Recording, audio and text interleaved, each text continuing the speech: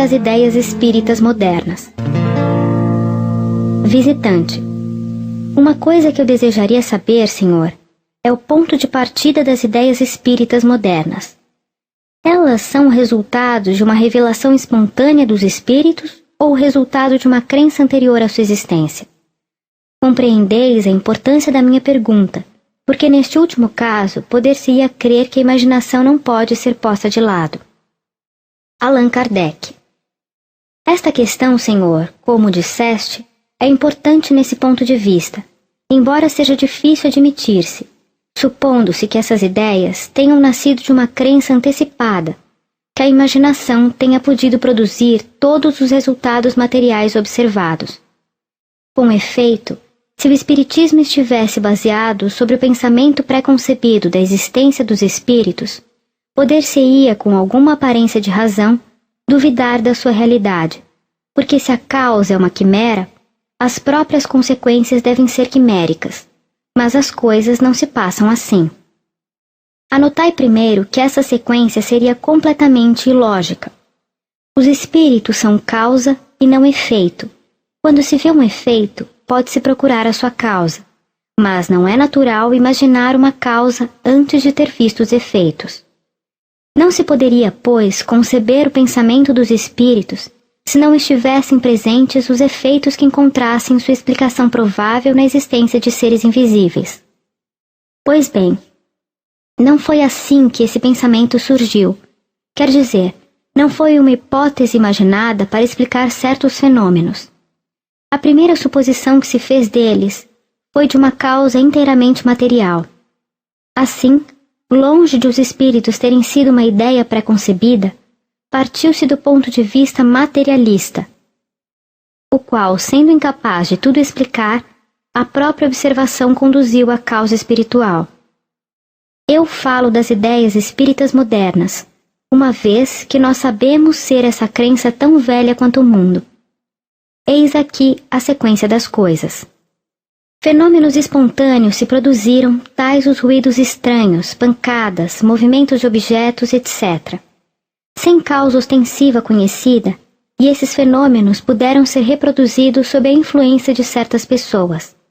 Até aí, nada autorizava procurar a causa além da ação de um fluido magnético ou outro cujas propriedades eram ainda desconhecidas. Mas não se tardou em reconhecer, nesses ruídos e nesses movimentos, um caráter intencional e inteligente, do que se concluiu, como já disse, que se todo efeito tem uma causa, todo efeito inteligente tem uma causa inteligente. Essa inteligência não poderia estar no próprio objeto, porque a matéria não é inteligente. Era o reflexo da inteligência da pessoa ou das pessoas presentes. Assim se pensou primeiro, como eu disse igualmente.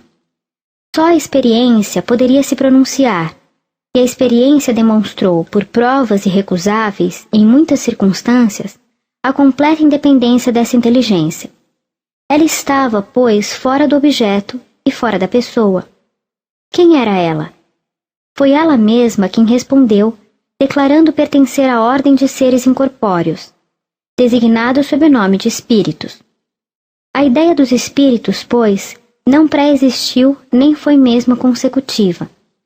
Em uma palavra, ela não saiu do cérebro, mas foi dada pelos próprios espíritos, e tudo o que soubemos depois a seu respeito foram eles que nos ensinaram. Uma vez revelada a existência dos espíritos e estabelecidos os meios de comunicação, pôde-se ter conversações seguidas e obter esclarecimentos sobre a natureza desses seres, as condições da sua existência, seu papel no mundo visível.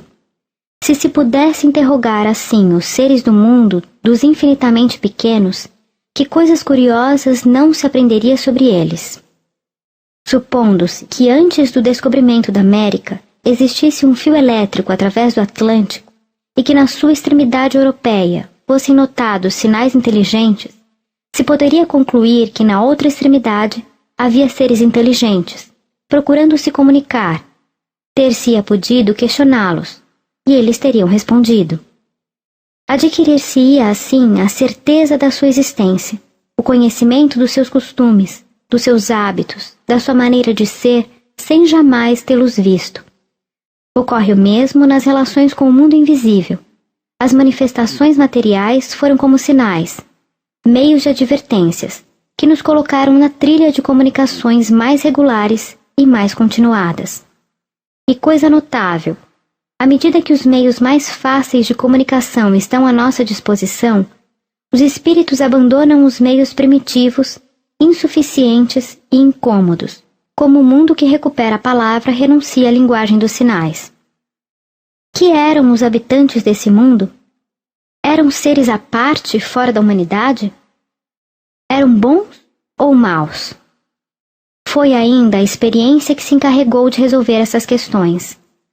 Mas, até que numerosas observações deitaram luz sobre esse assunto, o campo das conjecturas e dos sistemas estava aberto, e Deus sabe quantas surgiram. Alguns acreditaram serem os espíritos superiores a tudo, outros não viam neles senão demônios. Foi por suas palavras e seus atos que se pôde julgá-los. Suponhamos que entre os habitantes transatlânticos desconhecidos, dos quais falamos, uns tivessem dito coisas boas, enquanto outros fossem notados pelo cinismo de sua linguagem, ter-se-ia concluído que haveria bons e maus. Foi a isso que se chegou com os espíritos, reconhecendo-se entre eles todos os graus de bondade e de maldade, de ignorância e de saber. Uma vez sabedores dos seus defeitos e qualidades, cabe à nossa prudência distinguir o bom do mal, o verdadeiro do falso em suas relações conosco, absolutamente como nós fazemos com respeito aos homens. A observação não só nos esclareceu sobre as qualidades morais dos espíritos, mas também sobre sua natureza e sobre o que poderíamos chamar seu estado fisiológico. Soube-se pelos próprios espíritos que uns são muito felizes e outros muito infelizes, que eles não são seres à parte, de uma natureza excepcional, mas que são as almas daqueles que viveram sobre a terra, onde deixaram seu envoltório corporal, que povoam os espaços, nos cercam e nos acotovelam sem cessar, e entre eles, cada um pôde reconhecer, por sinais incontestáveis, seus parentes, seus amigos e aqueles que conheceu neste mundo. Pôde-se segui-los em todas as fases de sua existência de além-túmulo, desde o instante em que deixaram seus corpos e observar sua situação segundo o gênero de morte e a maneira pela qual viveram sobre a terra. Soube-se, enfim, que não são seres abstratos e materiais no sentido absoluto da palavra.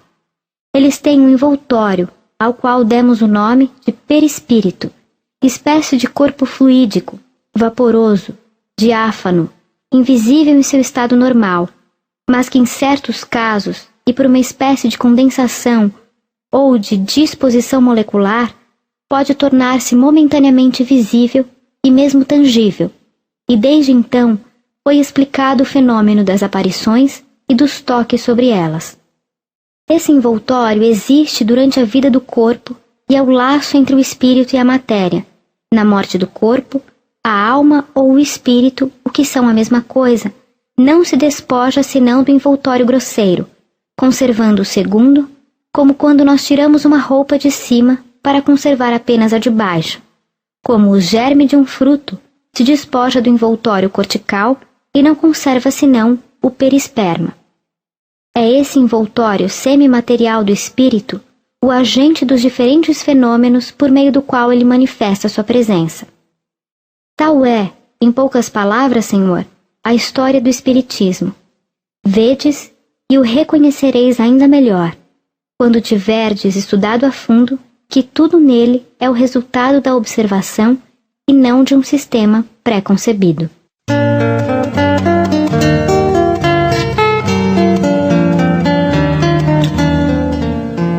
Meios de comunicação. Visitante. Falastes de meios de comunicação. Poderias dar-me uma ideia deles, porque é difícil compreender como esses seres invisíveis podem conversar conosco. Allan Kardec. De bom grado.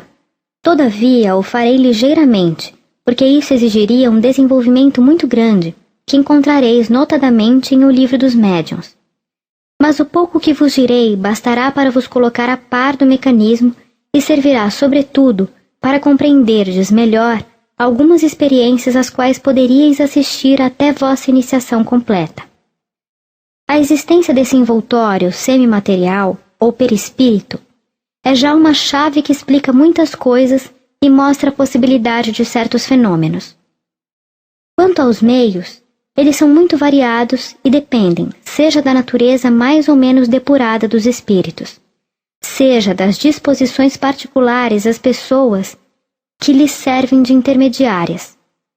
O mais vulgar, aquele que se pode dizer universal, consiste na intuição, quer dizer, nas ideias e pensamentos que eles nos sugerem, mas esse meio é muito pouco apreciável na generalidade dos casos. Há outros mais materiais.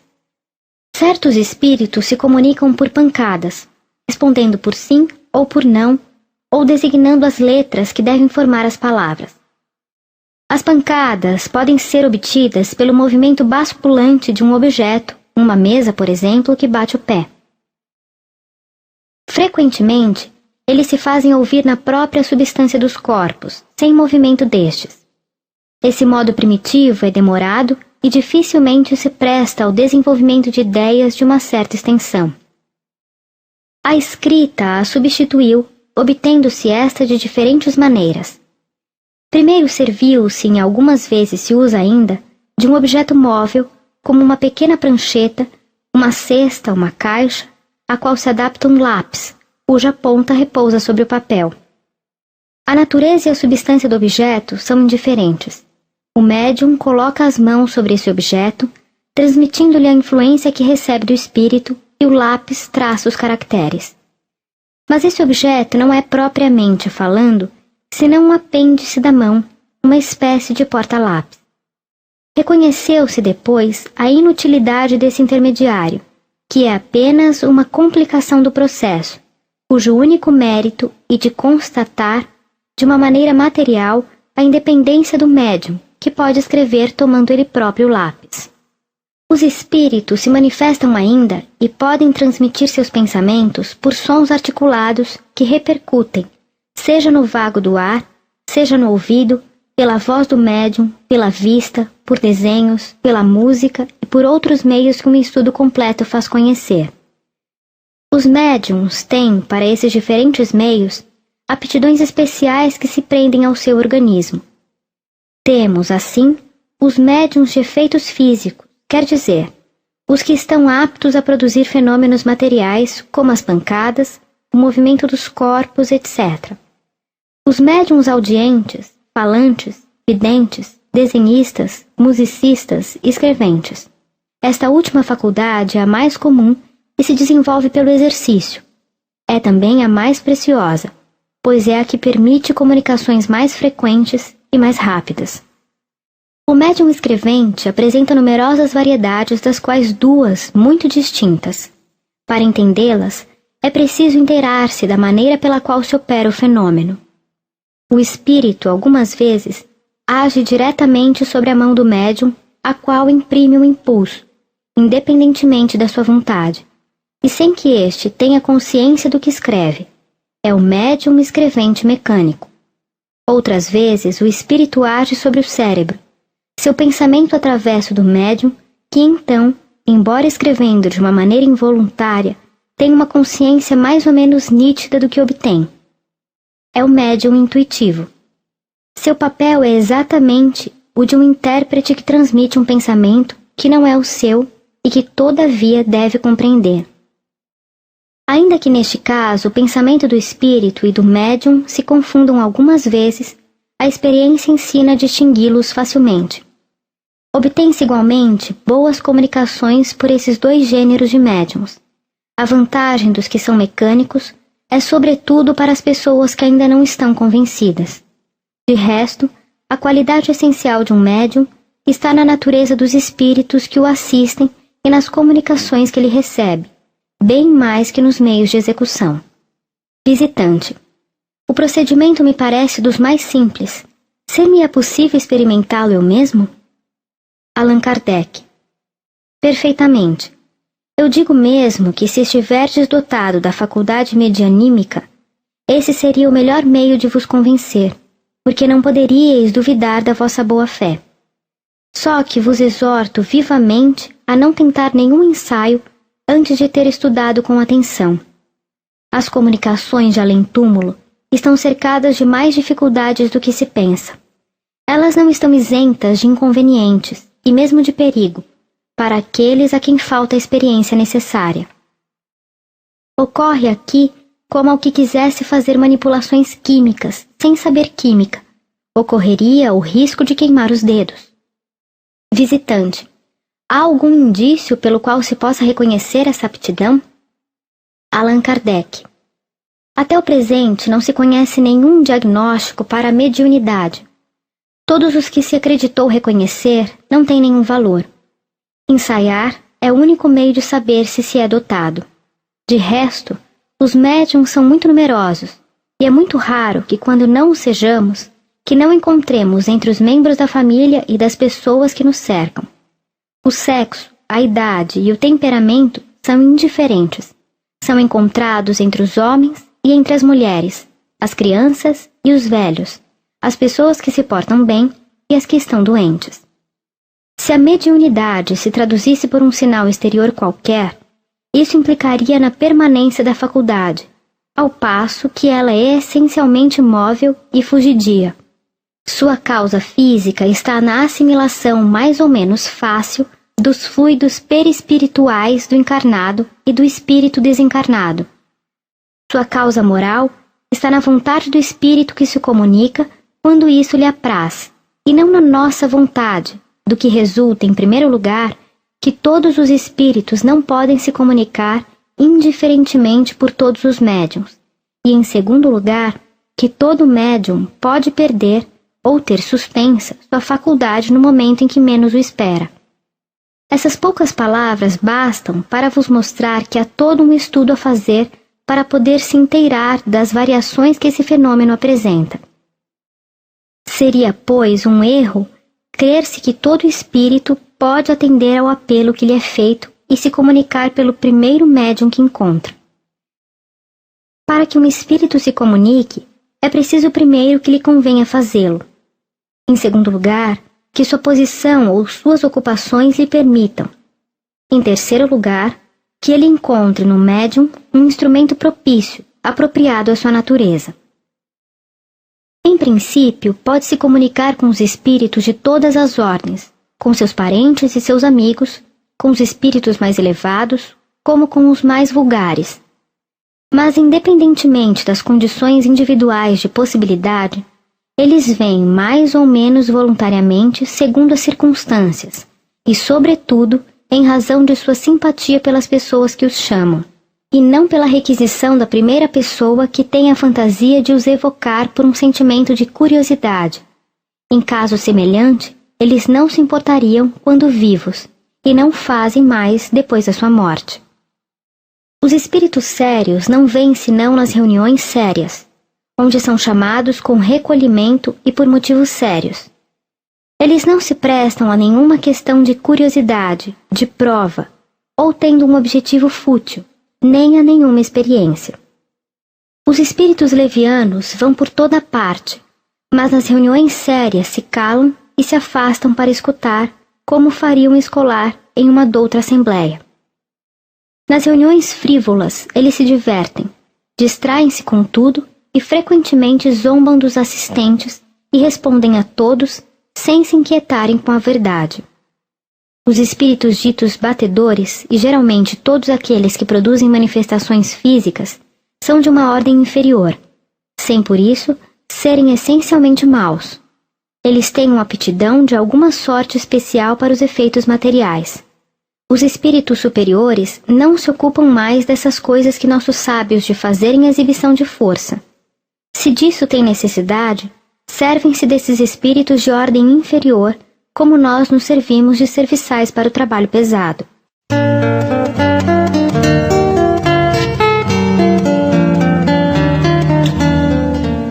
Os médiuns interesseiros.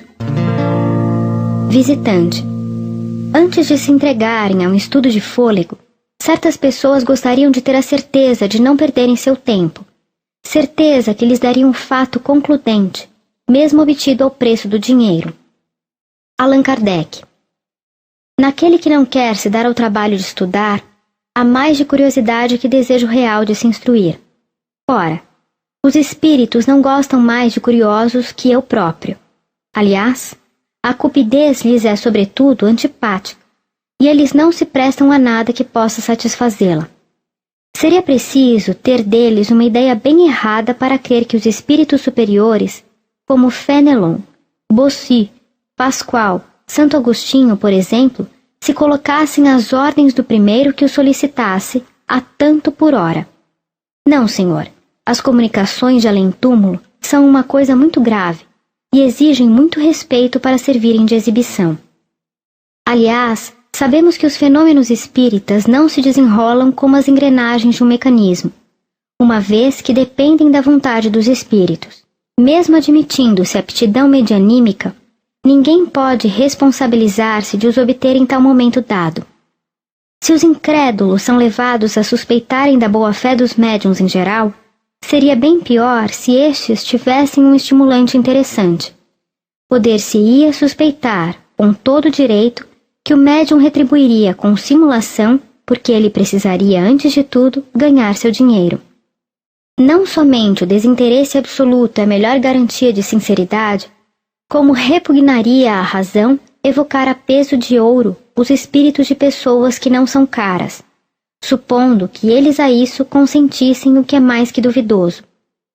Não haveria, em todos os casos, senão espíritos inferiores, pouco escrupulosos quanto aos meios, e que não mereceriam nenhuma confiança.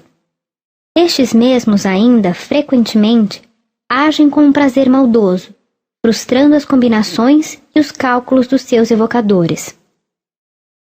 A natureza da faculdade mediúnica se opõe, pois, a que ela se torne uma profissão, uma vez que depende de uma vontade estranha ao médium e ela poderia faltar-lhe no momento que dela tivesse necessidade, a menos que ele a supra pela agilidade.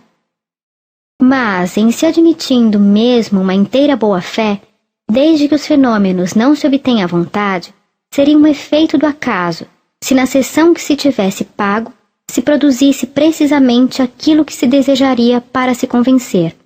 Daríeis 100.000 francos a um médium e não o faríeis obter dos espíritos o que estes não quisessem fazer. Essa paga, que desnaturaria a intenção e a transformaria em um violento desejo de lucro, seria mesmo, ao contrário, um motivo para que ele não tivesse sucesso.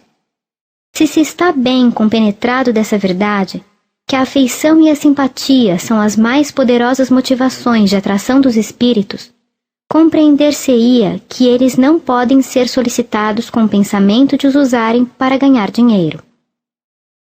Aquele, pois, que tem necessidade de fatos para se convencer, deve provar aos espíritos sua boa vontade por uma observação séria e paciente, se quer por eles ser secundado. Mas, se é verdadeiro que a fé não se impõe, não é menos dizer-se que ela não se compra. Visitante. Eu compreendo esse raciocínio sob o ponto de vista moral. Entretanto, não é justo que aquele que dá seu tempo no interesse de seu ideal, dele seja indenizado, se isso o impede de trabalhar para viver? Allan Kardec. Em primeiro lugar, é no interesse da causa que ele o faz ou é no seu próprio interesse? Se mudou sua posição, é que não estava satisfeito e que esperava ganhar mais ou ter menos trabalho nesse novo ofício. Não há nenhum devotamento em dar seu tempo quando é para dele tirar proveito. É como se dissesse que o padeiro fabrica o pão no interesse da humanidade. A mediunidade não é o único recurso. Sem ela, eles seriam obrigados a ganharem a vida de outra maneira. Os médiuns verdadeiramente sérios e devotados, quando não têm uma existência independente, procuram os meios de vida em seu trabalho normal e não mudam sua posição. Eles não consagram a mediunidade senão o tempo que podem dar-lhe sem prejuízo, e se o tomam de seu lazer ou do seu repouso, espontaneamente, então são devotados e se os estima e respeita mais por isso. A multiplicidade de médiuns nas famílias, aliás, torna os médiuns profissionais inúteis, mesmo supondo-se que eles oferecem todas as garantias desejáveis, o que é muito raro. Sem o descrédito que se atribui a esse gênero de exploração, do qual me felicito de ter contribuído grandemente, ver-se-ia pulularem os médiuns mercenários e os jornais se cobrirem dos seus anúncios. Ora, para um que tivesse podido ser leal, haveria 100 charlatães, que, abusando de uma faculdade real ou simulada, teriam feito maior mal ao espiritismo. Pois como princípio que todos aqueles que veem no espiritismo alguma coisa além de exibição de fenômenos curiosos, que compreendem e estimam a dignidade, a consideração e os verdadeiros interesses da doutrina, reprovam toda espécie de especulação sob qualquer forma ou disfarce que ela se apresente.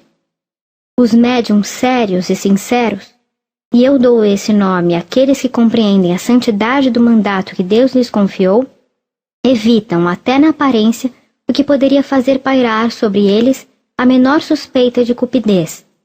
A acusação de tirar um proveito qualquer de sua faculdade seria para eles uma injúria. Concordai, Senhor, inteiramente incrédulo, que um médium nessas condições faria sobre vós uma outra impressão se tivesseis pago vosso lugar para vê-lo operar, ou mesmo que tivesseis obtido uma entrada de favor, se sabíeis que havia em tudo isso uma questão de dinheiro.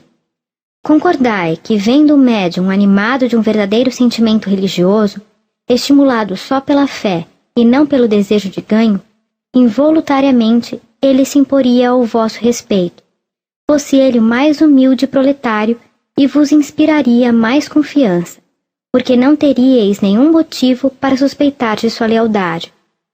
Pois bem, Senhor, encontrareis nessas condições 1000 por 1, e é isso uma das causas que contribuiriam poderosamente para o crédito e a propagação da doutrina, enquanto que se ela não tivesse tido senão intérpretes interesseiros, ela não contraria hoje a 4ª parte dos adeptos que tem. Compreende-se muito bem que os médiuns profissionais são raríssimos, pelo menos na França, que são desconhecidos na maioria dos centros espíritas do país, onde a reputação dos mercenários bastaria para os excluir de todos os grupos sérios, e onde para eles o ofício não seria lucrativo, em razão do descrédito de que seria um objeto e da concorrência de médiuns desinteressados que se encontram por toda parte. Para suprir, seja a faculdade que lhe falta, seja a insuficiência da clientela, há supostos médiuns que usam o jogo de cartas, a clara de ovo, a borra de café, a fim de satisfazer todos os gostos, esperando por esses meios, na falta dos espíritos, atrair aqueles que ainda creem nessas tolices. Se eles não fizessem mal senão a si mesmos, o mal seria insignificante. Contudo, há pessoas que, sem ir mais longe, confundem o abuso com a realidade, e depois os mal intencionados delas se aproveitam para dizer que nisso consiste o espiritismo. Vede, pois, Senhor, que a exploração da mediunidade conduzindo aos abusos prejudiciais à doutrina, o espiritismo sério tem razão de a condenar e de a repudiar como auxiliar. Visitante, tudo isso é muito lógico, eu convenho, mas os médiuns desinteressados não estão à disposição dos que os buscam, e não é justo desviá-los do seu trabalho, enquanto que não se teria escrúpulos de procurar aqueles que se fazem pagar, porque se sabe não fazê-los perder seu tempo. Se houvesse médiuns públicos, seria mais fácil para as pessoas que querem se convencer. Allan Kardec. Mas se os médiuns públicos, como os chamais, não oferecem as garantias desejadas, que utilidade podem ter para a convicção? O inconveniente que assinalais não destrói daqueles bem mais graves a que me referi. Ir-se-ia até eles por mais divertimento ou para tirar a sorte que para se instruir.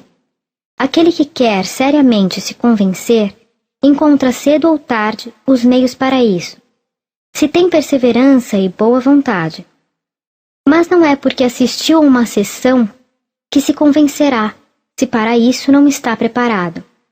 Se ela lhe dá uma impressão desfavorável, ficará pior que antes e talvez desanimado de continuar um estudo no qual nada viu de sério. Isso é o que prova a experiência.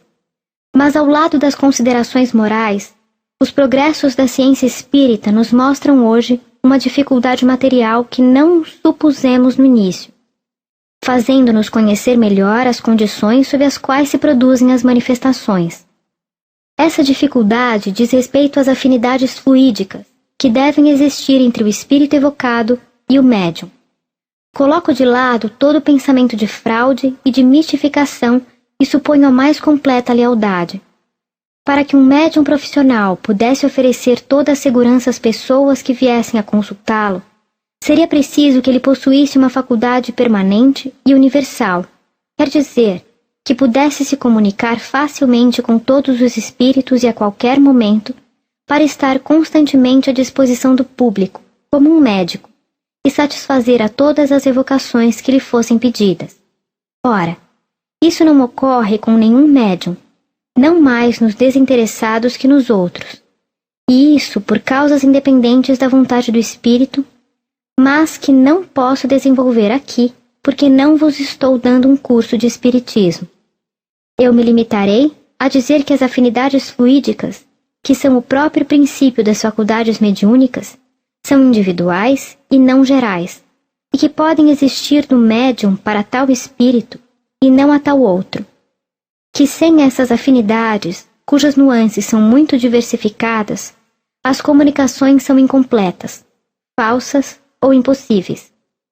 Que o mais frequentemente a assimilação fluídica entre o espírito e o médium não se estabelece senão com o tempo. É que não ocorre, uma vez em 10, que ela seja completa desde a primeira vez.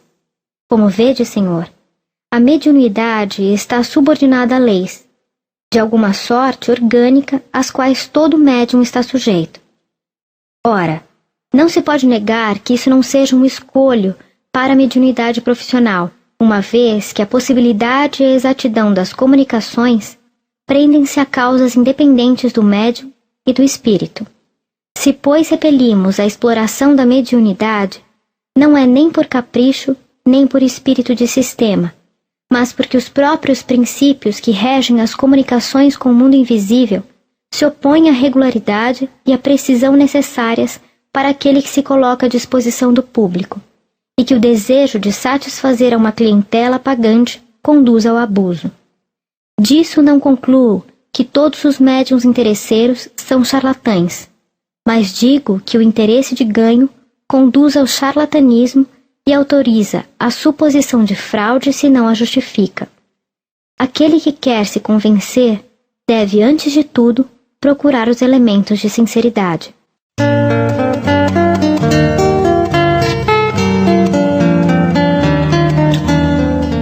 Os médiuns e os feiticeiros.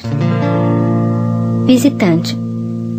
Desde o instante em que a mediunidade consiste em se colocar em comunicação com as forças ocultas, parece-me que médiuns e feiticeiros são mais ou menos sinônimos.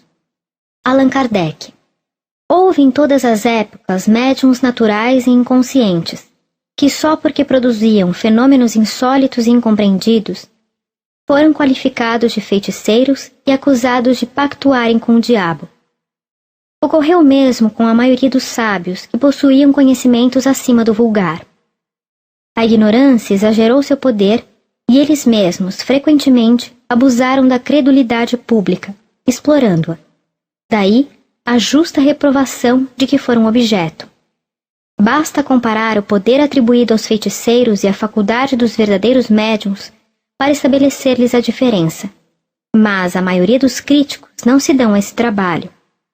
O Espiritismo, longe de ressuscitar a feitiçaria, a destruiu para sempre, despojando-a do seu pretenso poder sobrenatural, de suas fórmulas, de seus livros de magia, amuletos e talismãs, reduzindo os fenômenos possíveis ao seu justo valor sem sair das leis naturais. A semelhança que certas pessoas pretendem estabelecer provém do erro em que se encontram, de que os espíritos estão às ordens dos médiuns.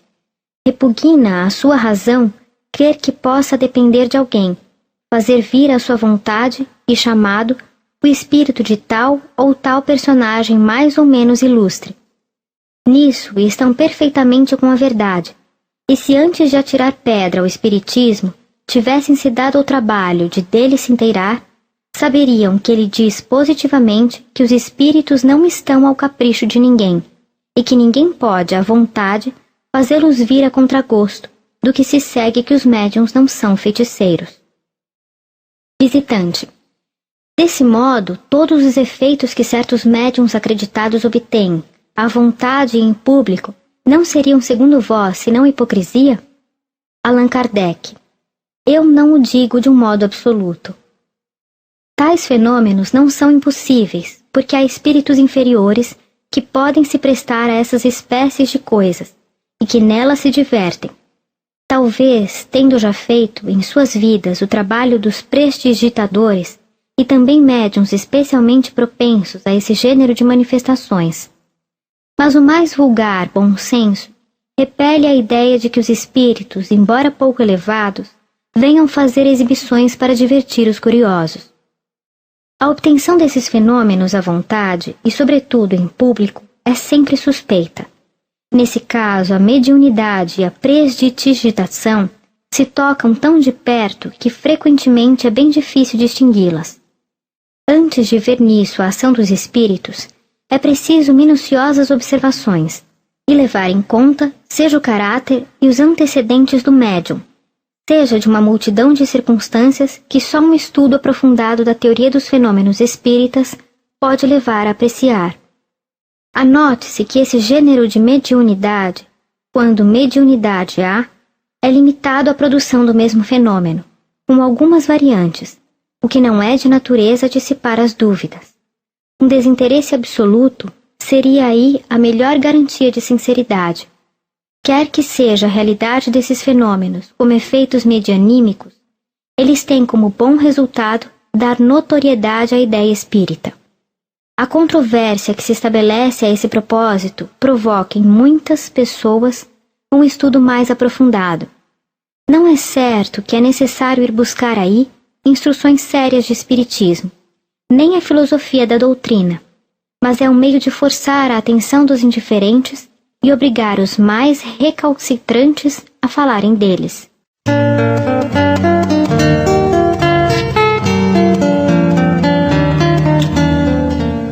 Diversidade nos espíritos. Visitante. Falais de espíritos bons ou maus, sérios ou levianos, eu não me explico, confesso essa diferença. Parece-me que, deixando seu envoltório corporal, eles devem se despojar das imperfeições inerentes à matéria, que a luz deve se fazer para eles sobre todas as verdades que não são ocultas, e que eles devem estar isentos dos preconceitos terrestres. Allan Kardec. Sem dúvida, eles estão livres das imperfeições físicas, quer dizer, das doenças e enfermidades do corpo. Mas as imperfeições morais são do espírito e não do corpo. Entre eles, há os que estão mais ou menos avançados intelectual e moralmente. Seria um erro crer-se que os espíritos, deixando seu corpo material, são subitamente atingidos pela luz da verdade. Credes, por exemplo, que quando morrerdes não haverá nenhuma diferença entre vosso espírito e o de um selvagem ou de um malfeitor? Se for assim, de que vos serviria ter trabalhado pela vossa instrução e aprimoramento, uma vez que um vadio seria tanto quanto vós depois da morte? O progresso dos espíritos não se realiza senão gradualmente, e algumas vezes, bem lentamente. Entre eles, e isso depende da sua depuração, há os que veem as coisas sob um ponto de vista mais justo que em sua vida física. Outros, ao contrário, têm as mesmas paixões, os mesmos preconceitos e os mesmos erros, até que o tempo e as novas provas lhes tenham permitido se esclarecerem. Notai bem que isto é um resultado da experiência, porque é assim que eles se apresentam a nós em suas comunicações. É, pois, um princípio elementar do espiritismo que entre os espíritos há os de todos os graus de inteligência e de moralidade. Visitante. Mas então, por que os espíritos não são todos perfeitos? Deus, pois, os criou de todas as categorias. Allan Kardec. Igualmente, gostaria de perguntar por que todos os alunos de um colégio não estão em filosofia. Os espíritos têm todos a mesma origem e a mesma destinação. As diferenças que existem entre eles não constituem espécie distinta, mas diversos graus de adiantamento.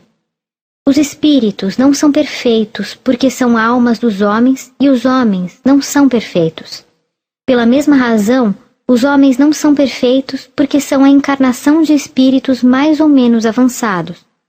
O mundo corporal e o mundo espiritual se derramam incessantemente um sobre o outro. Pela morte do corpo, o mundo corporal fornece seu contingente ao mundo espiritual, e pelo nascimento, o mundo espiritual alimenta a humanidade. A cada nova existência, o espírito realiza um progresso mais ou menos grande, e quando adquire sobre a Terra a soma de conhecimentos e elevação moral que comporta nosso globo, ele o troca para passar ao mundo mais elevado, onde aprende coisas novas.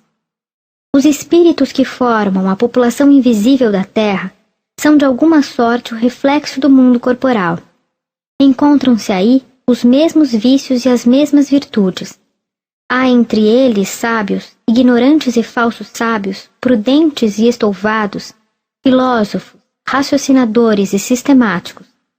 Não se tendo desfeito de todos os seus preconceitos, todas as opiniões políticas e religiosas, tem aí seus representantes. Cada um fala segundo as suas ideias e o que dizem, frequentemente, não é senão sua opinião pessoal. Eis porque não é preciso acreditar cegamente em tudo o que dizem os espíritos. Visitante. Se assim é, eu percebo uma grande dificuldade. Nesse conflito de opiniões diversas, como distinguir o erro da verdade? Eu não vejo que os espíritos nos sirvam para grande coisa e tenhamos a ganhar com sua conversação. Allan Kardec. Não servissem os espíritos senão para nos ensinar que há espíritos e que esses espíritos são as almas dos homens, não seria de uma grande importância para todos aqueles que duvidam que têm uma alma e que não sabem que se tornarão depois da morte? Como todas as ciências filosóficas, esta exige longos estudos e minuciosas observações. É então que se aprende a distinguir a verdade da impostura e os meios de afastar os espíritos mentirosos. Acima dessa turba de espíritos inferiores, há os espíritos superiores que não têm em vista senão o bem e que têm por missão conduzir os homens ao bom caminho. Cabe a nós saber apreciá-los e compreendê-los. Estes nos ensinam grandes coisas, mas não credes que o estudo dos outros seja inútil. Para conhecer um povo, é preciso examiná-lo sob todas as suas faces. Disso vós mesmos sois a prova. Pensáveis que bastaria aos espíritos deixarem seu envoltório corporal para se despojarem de suas imperfeições. Ora, foram as comunicações com eles que nos ensinaram o contrário, que nos fizeram conhecer o verdadeiro estado do mundo espiritual, que nos interessa a todos no mais alto grau, uma vez que para lá devemos ir. Quanto aos erros que podem nascer da divergência de opinião entre os espíritos, por si mesmos desaparecem, à medida que se aprende a distinguir os bons dos maus, os sábios dos ignorantes, os sinceros dos hipócritas. Da mesma forma como entre nós, então o bom senso faz justiça às falsas doutrinas. Visitante. Minha observação subsiste sempre no ponto de vista das questões científicas e outras a que se pode submeter os espíritos. A divergência de suas opiniões sobre as teorias que dividem os sábios nos deixam na incerteza. Eu compreendo que, não tendo todos o mesmo grau de instrução, não podem tudo saber. Então, qual o peso que pode ter para nós a opinião daqueles que sabem, se não podemos verificar se tem ou não tem razão? Tem igual valor dirigir-se aos homens ou aos espíritos? Allan Kardec. Essa reflexão é ainda uma consequência da ignorância do verdadeiro caráter do espiritismo. Aquele que crê nele encontrar um meio fácil de tudo saber, de tudo descobrir, incorre em um grande erro.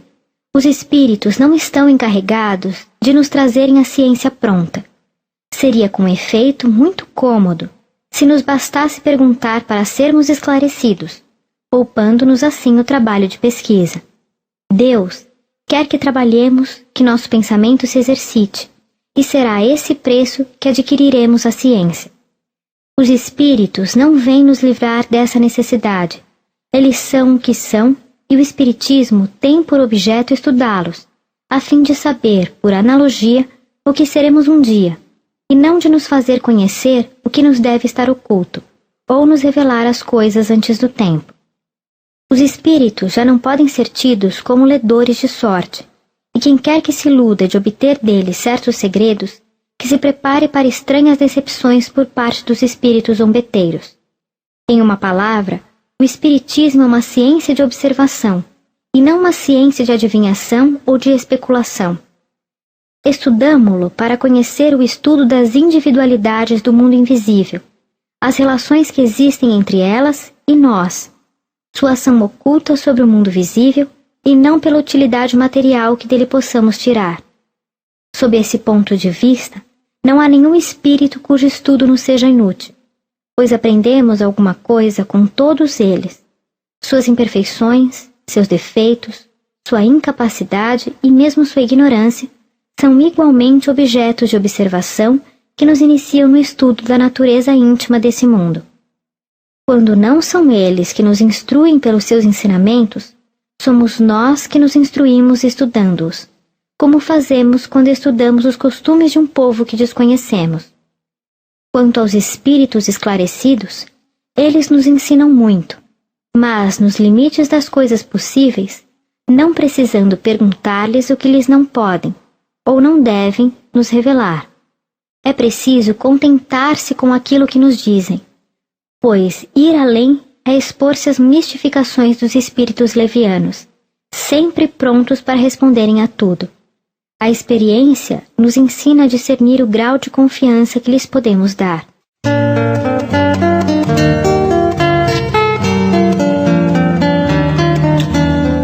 Utilidade prática das manifestações. Visitante. Partindo da suposição de que a coisa seja constatada e o espiritismo reconhecido como realidade, que utilidade prática isso pode ter?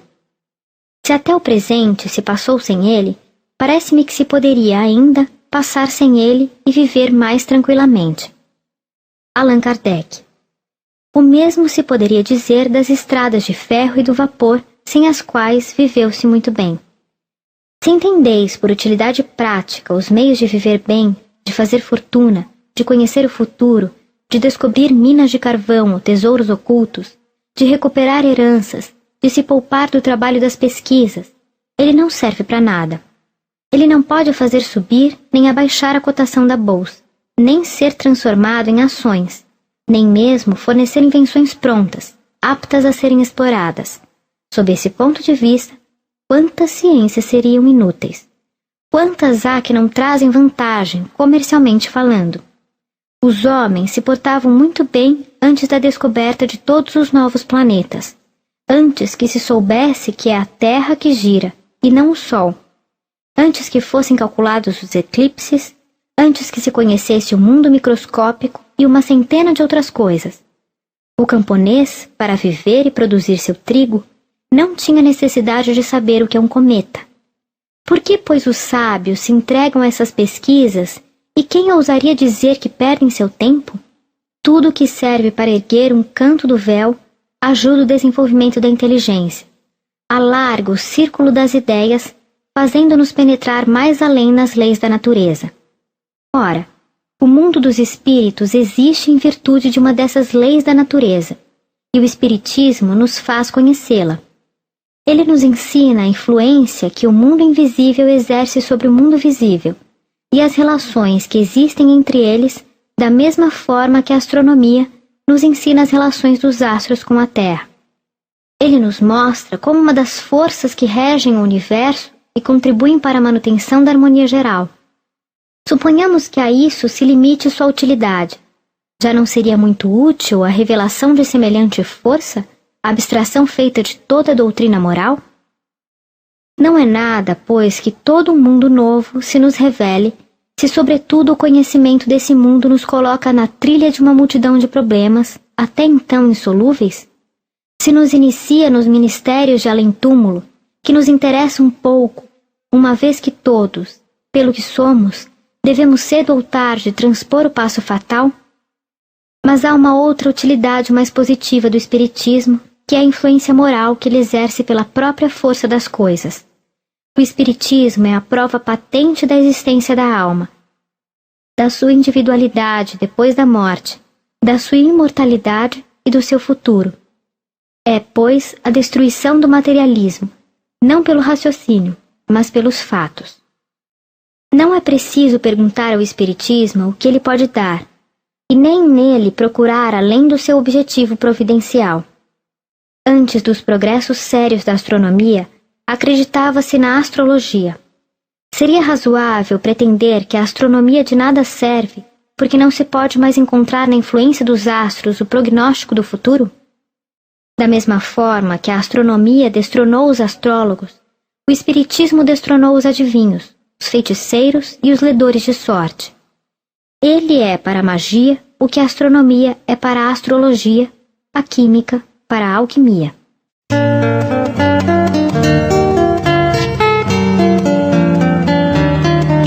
Loucura, suicídio, obsessão. Visitante. Certas pessoas consideram as ideias espíritas como de natureza perturbarem as faculdades mentais, e por esse motivo acham prudente deter-lhes a divulgação. Allan Kardec. Conheceis o provérbio: quando se quer matar um cão, disse que ele está raivoso. Não é, pois, de espantar que os inimigos do espiritismo procurem se apoiar sobre todos os pretextos. Este lhes pareceu apropriado para despertar os temores e as suscetibilidades, tornando-o zelosamente, embora ele caia diante do mais superficial exame. Ouvi, pois, sobre esta loucura o raciocínio de um louco. Todas as grandes preocupações do espírito podem ocasionar a loucura. As ciências, as artes e a própria religião fornecem seus contingentes. A loucura tem por princípio um estado patológico do cérebro, instrumento do pensamento. Estando o instrumento danificado, o pensamento é alterado. A loucura, pois, é um efeito consecutivo, cuja causa primeira é uma predisposição orgânica que torna o cérebro mais ou menos acessível a certas impressões. Isso é tão verdadeiro que tendes as pessoas que pensam demais e não se tornam loucas, enquanto que outras se tornam sob domínio da menor superexcitação. Havendo uma predisposição à loucura, essa toma o caráter da preocupação principal, que se torna então uma ideia fixa. Essa ideia fixa poderá ser a dos espíritos, naqueles que dele se ocupam, como poderá ser a de Deus, dos anjos, do diabo, da fortuna, do poder, de uma arte, de uma ciência, da maternidade, de um sistema político ou social. É provável que o louco religioso se tornasse um louco espírita, se o espiritismo tivesse sido sua preocupação dominante. Um jornal disse, é verdade, que em uma única localidade da América, cujo nome não me recordo, contaram-se 4.000 casos de loucura espírita, mas sabe-se que entre nossos adversários é uma ideia fixa crerem-se os únicos dotados de razão, e isso é uma mania como as outras. Aos seus olhos, nós somos todos dignos de um manicômio, e por conseguinte, os 4.000 espíritas da localidade em questão deviam ser igualmente loucos. Nesse aspecto, os Estados Unidos têm centenas de milhares deles, e todos os outros países do mundo um número bem maior. Esse mau gracejo começou a ser usado depois que se viu esta loucura ganhar as classes mais elevadas da sociedade.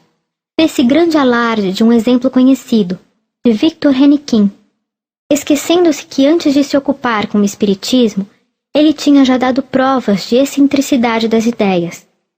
Se as mesas girantes não tivessem acontecido, o que, segundo um jogo de palavras bem espirituoso de nossos adversários, fizeram-lhe girar a cabeça, sua loucura teria tomado outro curso. Eu digo, pois, que o espiritismo não tem nenhum privilégio a esse respeito, e vou mais longe. Digo que, bem compreendido, é um preservativo contra a loucura e o suicídio. Entre as causas mais frequentes de superexcitação cerebral, é preciso contar as decepções, os desgostos as afeições contrariadas que são ao mesmo tempo as causas mais frequentes de suicídios. Ora, o verdadeiro espírita vê as coisas deste mundo de um ponto de vista tão elevado que as tribulações não são para ele senão os incidentes desagradáveis de uma viagem. O que em outro produziria uma emoção violenta, o afeta levemente. Ele sabe, aliás, que os sofrimentos da vida são provas que servem para o seu adiantamento. Se as suporta sem reclamar, porque será recompensado de acordo com a coragem com a qual as tiver suportado. Suas convicções lhe dão, pois, uma resignação que o preserva do desespero e, por conseguinte, de uma causa permanente de loucura e de suicídio. Por outro lado, ele sabe, pelo que vê nas comunicações com os espíritos, da sorte deplorável daqueles que abreviam voluntariamente seus dias, e esse quadro basta fazê-lo refletir. Por isso, é considerável o número daqueles que se detiveram sobre essa inclinação funesta. Eis aí um dos resultados do Espiritismo. Ao número das causas de loucura, é preciso ainda acrescentar o medo, e o medo do diabo desarranjou mais de um cérebro. Sabe-se acaso o número de vítimas que se fez amedrontando-se imaginações fracas com esse quadro que se esforça em tornar mais assustador por detalhes hediondos? O diabo, disse, não assusta senão as crianças, e é um freio para torná-las sábias. Sim, como o bicho-papão e o lobisomem, e quando elas não têm mais medo, tornam-se piores que antes. E para esse belo resultado, não se conta o número de epilepsias causadas pela comoção de um cérebro delicado. É preciso não confundir a loucura patológica com a obsessão. Esta não se origina de nenhuma lesão cerebral, mas da subjugação de que espíritos malfazejos exercem sobre certos indivíduos, e tem por vezes as aparências da loucura propriamente dita. Essa doença, que é muito frequente e independente de qualquer crença no espiritismo, existiu em todos os tempos. Nesse caso, a medicação ordinária é ineficaz e mesmo nociva. O espiritismo, fazendo conhecer essa nova causa de perturbação da saúde, dá ao mesmo tempo o único meio de triunfar sobre ela, agindo não sobre a doença, mas sobre o espírito obsessor. Ele é o remédio e não a causa do mal.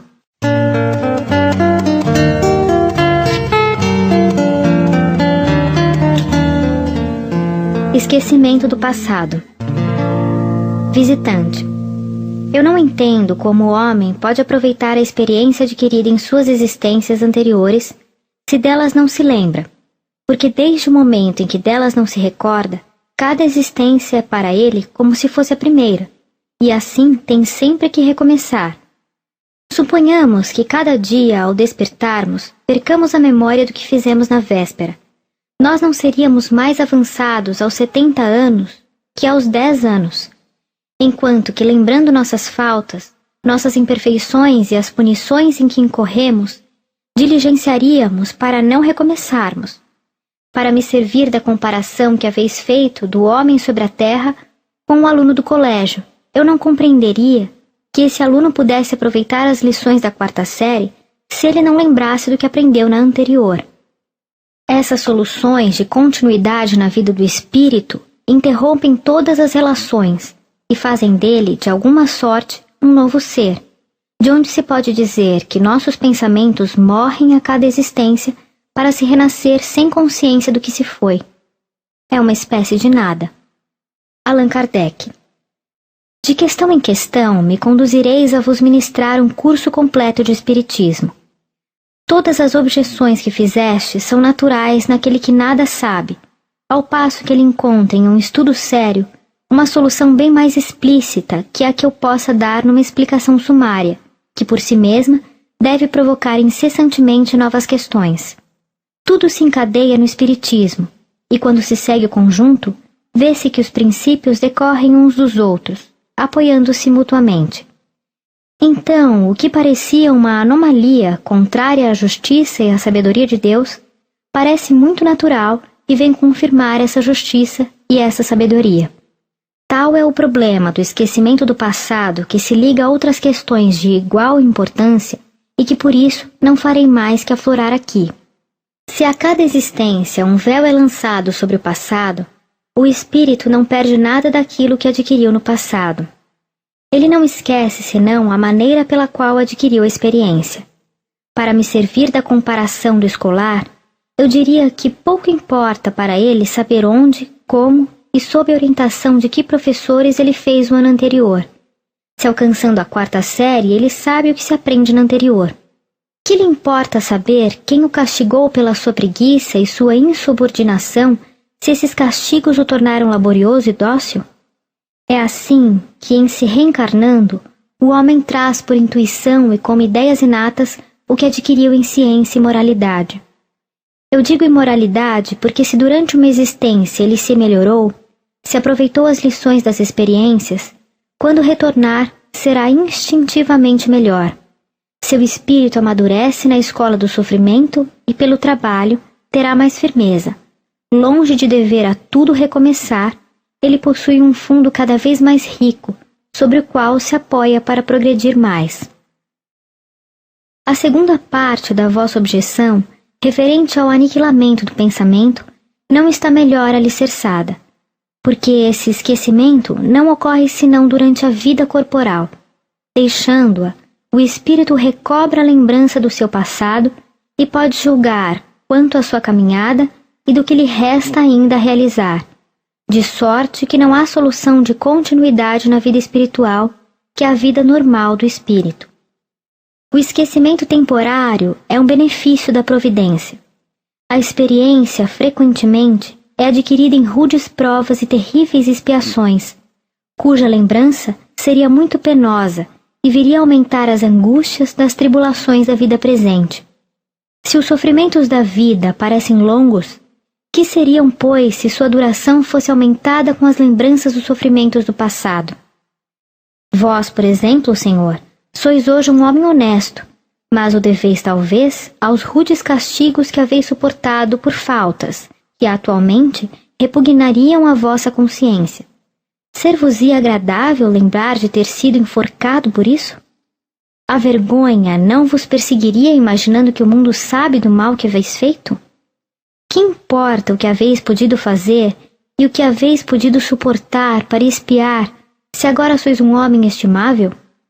Aos olhos do mundo sois um homem novo, e aos olhos de Deus um espírito reabilitado.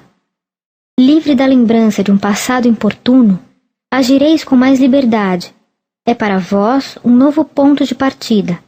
Vossas dívidas anteriores estão pagas, cabendo-vos não contrair novas dívidas. Assim, quantos homens gostariam de poder, durante a vida, lançar um véu sobre seus primeiros anos? Quantos disseram ao fim de sua caminhada, se devesse recomeçar, eu não faria o que fiz? Pois bem, o que eles não podem refazer nessa vida, refarão em outra. Em uma nova existência, seu espírito trará, no estado de intuição, as boas resoluções que eles terão tomado. É assim que se cumpre, gradualmente, o progresso da humanidade.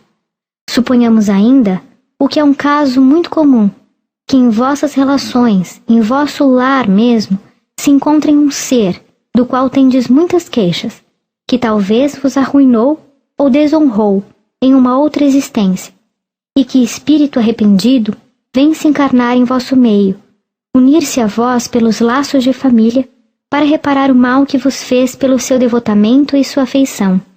Ambos não estaríeis na mais falsa posição se todos os dois vos lembrasseis de vossas inimizades?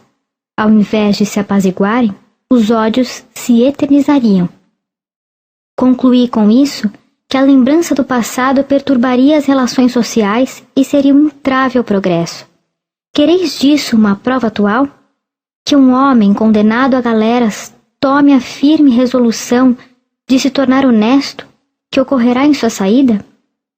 Será repelido pela sociedade e essa repulsa quase sempre o recoloca no vício. Suponhamos ao contrário que todo mundo ignore seus antecedentes. Ele será bem acolhido, se ele próprio pudesse esquecê-los. Não seria por isso menos honesto e poderia andar de cabeça erguida ao invés de curvá-la sob a vergonha da recordação. Isso concorda perfeitamente com a doutrina dos espíritos sobre os mundos superiores ao nosso. Nesses mundos, onde não reina senão o bem, a lembrança do passado nada tem de penosa. Eis porque aí lembram-se de sua existência, precedente como nos lembramos do que fizemos na véspera. Quanto à sua estada em mundos inferiores, ela não é mais que um sonho mau.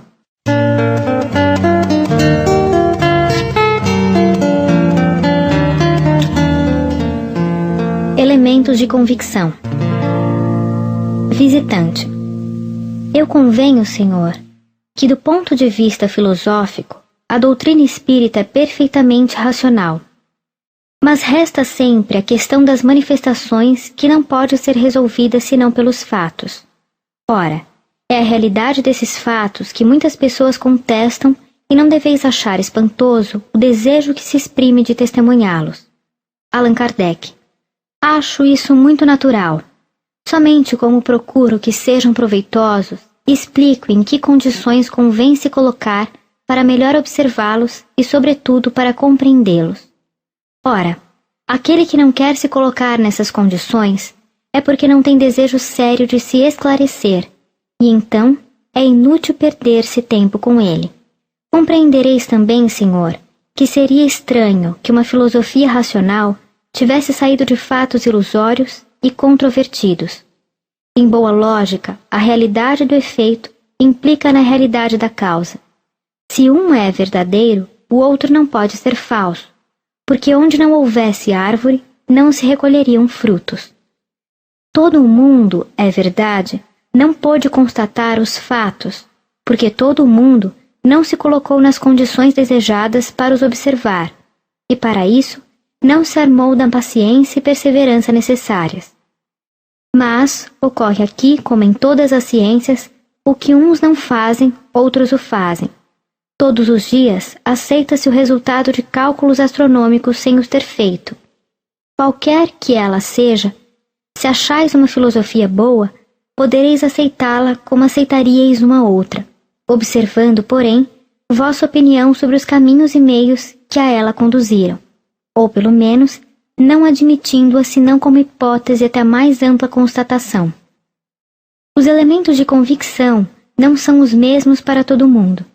O que convence a alguns não causa nenhuma impressão sobre outros. Por isso, é preciso um pouco de tudo, mas é um erro crer-se que as experiências físicas sejam o único meio de convencer. Vi pessoas que os fenômenos mais notáveis não puderam sacudir, e para as quais uma simples resposta escrita triunfou. Quando se vê um fato que não se compreende, quanto mais ele é extraordinário, mais parece suspeito, e o pensamento nele procura sempre uma causa vulgar. Se o compreende, mais facilmente é admitido porque tem uma razão de ser. O maravilhoso e o sobrenatural desaparecem. Certamente, as explicações que vos acabo de dar nesta entrevista estão longe de serem completas, mas por mais sumárias que sejam, estou persuadido de que vos levarão a refletir, e se as circunstâncias vos testemunharem quaisquer fatos de manifestações, os verei com menos prevenção, porque podereis raciocinar com base. Há duas coisas no Espiritismo: a parte experimental das manifestações e a doutrina filosófica. Ora, todos os dias sou visitado por pessoas que nada viram e creem tão firmemente como eu apenas pelo estudo que fizeram da parte filosófica. Para elas, o fenômeno das manifestações é acessório e o fundo é a doutrina, a ciência. Elas a veem grande, tão racional, que nela encontram tudo que pode satisfazer suas aspirações íntimas. Sem o fato das manifestações, de onde concluem que, supondo-se que as manifestações não existissem, a doutrina não seria menos aquela que resolve melhor uma multidão de problemas reputados insolúveis. Quantos não disseram que essas ideias tinham germinado no seu cérebro, mas que elas aí estavam confusas? O Espiritismo veio formulá-las, dar-lhes um corpo, e foi para eles como um rasgo de luz. Isso explica o número de adeptos que apenas a leitura de O Livro dos Espíritos fez. Acreditais que ela estaria assim se não tivesse passado das mesas girantes e falantes? Visitante. Tendes razão em dizer, Senhor, que das mesas girantes saiu uma doutrina filosófica, e eu estava longe de supor as consequências que poderiam surgir de uma coisa que se olhava como simples objeto de curiosidade. Vejo agora quanto é vasto o campo aberto pelo vosso sistema. Allan Kardec. Aqui eu vos detenho, Senhor. Me fazeis muita honra atribuindo-me esse sistema, porque não me pertence. Ele foi inteiramente deduzido do ensinamento dos Espíritos. Eu vi, observei, coordenei e procuro fazer os outros compreenderem o que eu próprio compreendo. Eis toda a parte que nele me cabe. Há entre o Espiritismo e os outros sistemas filosóficos essa diferença capital. Os últimos são obra de homens mais ou menos esclarecidos, enquanto que naquele que vós me atribuís, não tenho mérito de invenção de um único princípio. Disse, a filosofia de Platão, de Descartes, de Leibniz, não se dirá. A doutrina de Allan Kardec, e isso é bom, pois que importância teria um nome em uma tão grave questão? O Espiritismo tem auxiliares bem mais preponderantes, perto dos quais não somos senão átomos.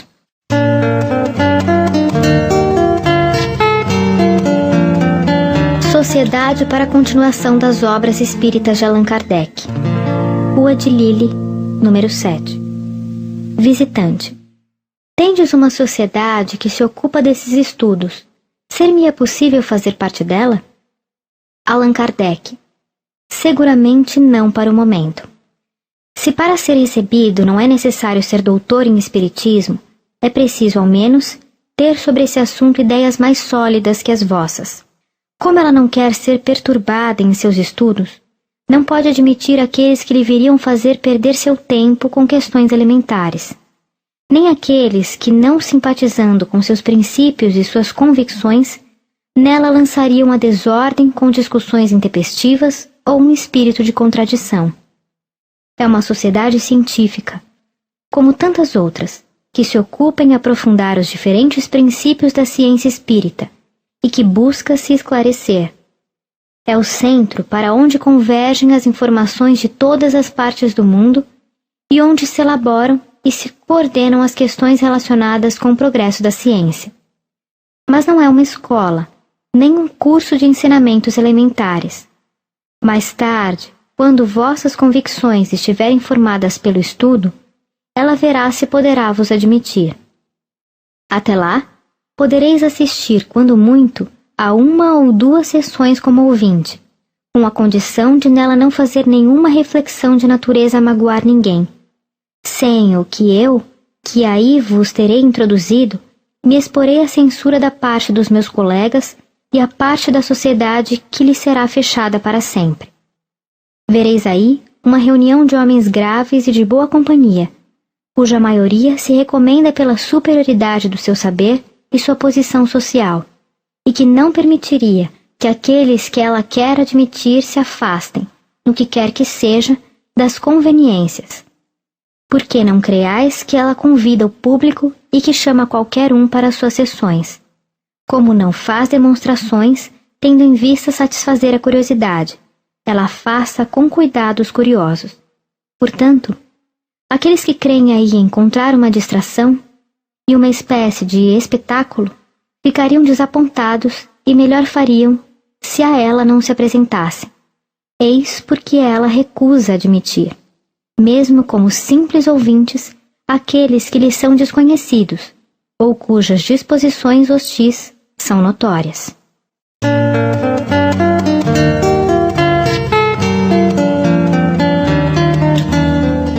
Interdição ao Espiritismo. Visitante, eu vos peço uma última questão. O Espiritismo tem inimigos poderosos. Eles não poderiam interditar-lhe a atividade às sociedades e por esse meio deter a sua propagação? Allan Kardec. Isso seria um meio de perder a disputa um pouco mais depressa, porque a violência é o argumento daqueles que nada de bom têm a dizer. Se o Espiritismo é uma quimera, ele cairá por si mesmo, sem que se dê a esse trabalho. Se o perseguem, é porque o temem, e não se teme senão aquilo que é sério. Se é uma realidade, ela está, como eu o disse, na natureza, e não se revoga uma lei da natureza como uma penada. Se as manifestações espíritas fossem o privilégio de um homem, ninguém duvida que, colocando esse homem de lado, põe-se fim às manifestações. Infelizmente, para os adversários, elas não são um mistério para ninguém.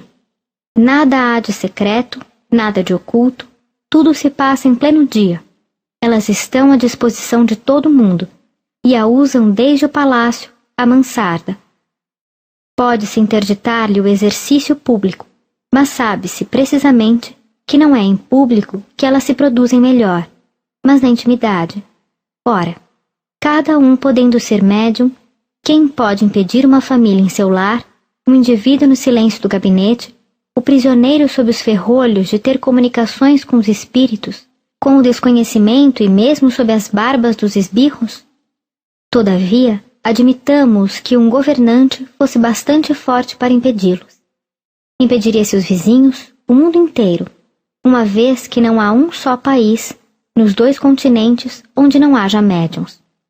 O espiritismo, aliás, não tem sua origem entre os homens, pois é obra dos espíritos, aos quais não se os podem nem queimar, nem prender. Ele repousa na crença individual e não nas sociedades, que de nenhum modo são necessárias. Se viessem a destruir todos os livros espíritas, os espíritos os ditariam de novo. Em resumo, o espiritismo é hoje um fato consumado. Ele conquistou seu lugar na opinião pública e entre as doutrinas filosóficas. É preciso, pois, que aqueles aos quais não convém disponham-se a vê-lo ao seu lado, ficando perfeitamente livres para não aceitá-lo.